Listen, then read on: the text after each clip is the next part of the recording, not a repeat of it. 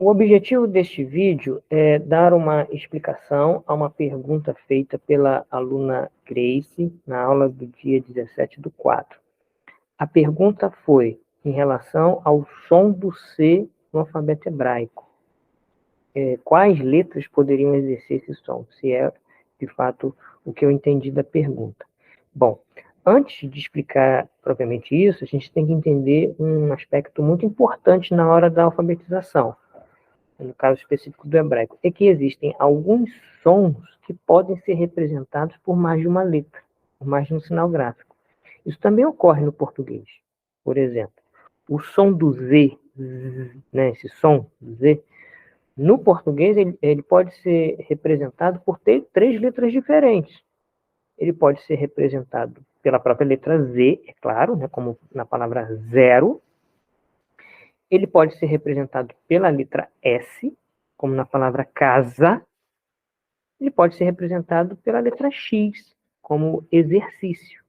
Então, veja, um som ele pode ter várias representações gráficas no português. Isso também, esse mesmo fenômeno ocorre no hebraico, com algumas letras. Como, por exemplo, o som do T, no hebraico, pode ser feito pelo Tav e pelo Tet.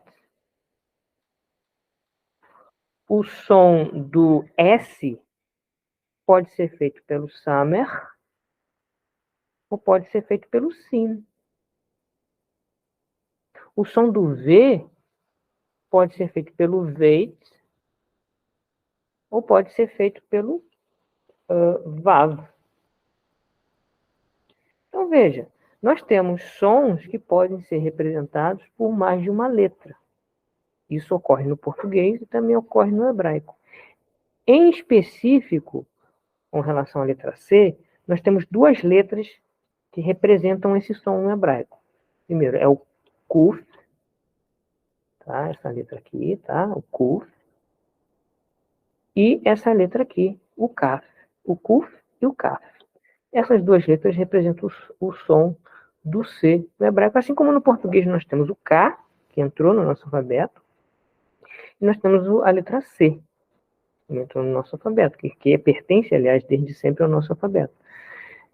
No hebraico temos também duas representações gráficas para esse som. Detalhe, observação importante. Existem algumas palavras no português que se escreve com C, mas tem o som do S. Por exemplo, a palavra pacífico. É o som do C, mas tem o som do S. Então, tem essas especificidades que a gente nem pensa muito, porque a gente está tão inserido nesse contexto da língua que a gente não pensa muito.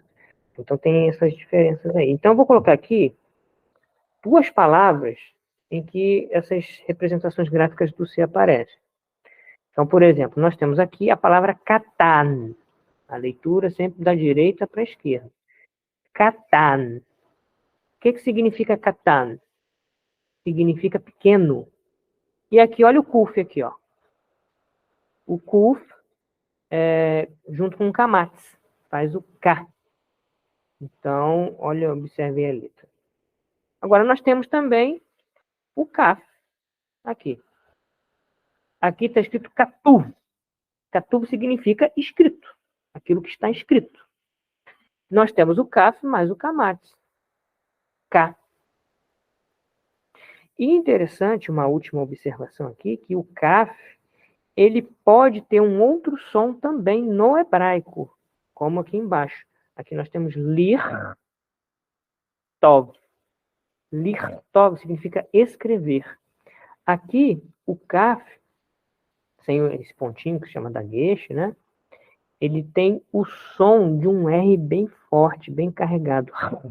Então, aqui é lir, tov. Então, ele, em determinadas circunstâncias, ele pode assumir também esse som.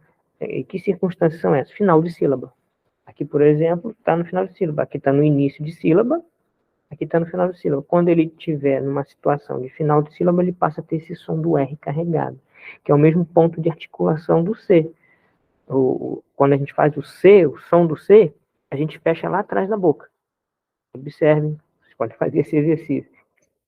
a gente fecha lá atrás da boca. Esse R forte também, lá atrás da boca. Então, tem uma afinidade, digamos assim, sonora entre o C, né, o som do C e esse som do R forte.